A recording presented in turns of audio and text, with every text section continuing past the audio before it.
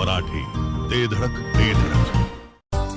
सांगता येईना आणि सहनही होईना. शौचा वाटे रक्तस्राव, वेदना, वारंवार शौचास होणे हा मूळव्याध तर नाही ना? मिळवा कायमचा आराम, तोही एका दिवसात, वेदना रहित, विना टाका. मूळव्याधीवर औषधोपचाराबरोबर लेझर व इंजेक्शनची खास सुविधा देणारे विट्यातील पहिलेच हॉस्पिटल डॉक्टर बनगर यांचे मूळव्याध स्पेशालिटी हॉस्पिटल, अनुराज हॉस्पिटल शेजारी, एससी स्टँडच्या बाजूला, खानापूर रोड, विटा. भाळवणी येथील येराळ नदी पात्रात मोठी दुर्घटना घडली आहे. पोहायला गेलेली 7 ते 8 मुले पाण्यात बुडाल्याचा धक्कादायक प्रकार समोर आलाय. यापैकी एका 20 वर्षीय मुलीचा उपचारादरम्यान मृत्यू झालाय, तर 6 मुलांना वाचवण्यात यश आले असून एका मुलीवर आयसीयूत उपचार सुरू झालेत. भाळवणी परिसरातील शिकलगार वस्ती परिसरात ही दुर्दैवी घटना समोर आली आहे. भाळवणीसह खानापूर तालुक्याला हादरवून टाकणाऱ्या घटनेमुळे परिसर सुन्न झालाय. भाळवणी येथील शिकलगार वस्ती परिसरातील येराळ नदीपात्रात पोहायला गेलेली 7 ते 8 मुले पाण्यात बुडाल्याचा खळबळजनक प्रकार समोर आला आहे.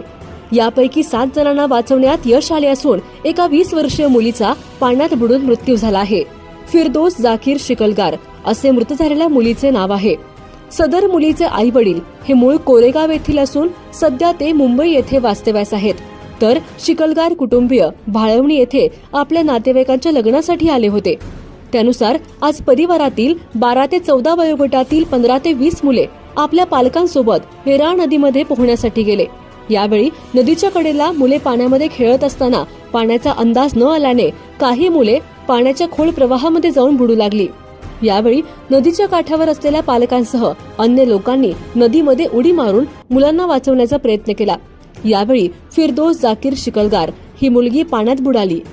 यानंतर तिला बाहेर काढून तातडीने विट्यातील श्री रुग्णालयात दाखल करण्यात आले, परंतु उपचारादरम्यान फिरदोसचा मृत्यू झाला. तर दुसरीकडे पाण्यात अडकलेल्या अन्य 7 मुलांना बाहेर काढण्यात आले असून यापैकी एक लहान मुलगी ओमश्री हॉस्पिटलच्या आयसीयू विभागामध्ये उपचारासाठी दाखल करण्यात आली आहे, तर अन्य 6 जण देखील प्राथमिक उपचारासाठी ओमश्री रुग्णालयात दाखल करण्यात आले असून त्यांची प्रकृती स्थिर आहे. एकूणच या दुर्दैवी प्रकारामुळे भाळवणीसह खानापूर तालुक्यात मोठी शोककळा पसरली असून परिसरातून हळहळ व्यक्त केली जात आहे. जिओ मराठी, ते धडक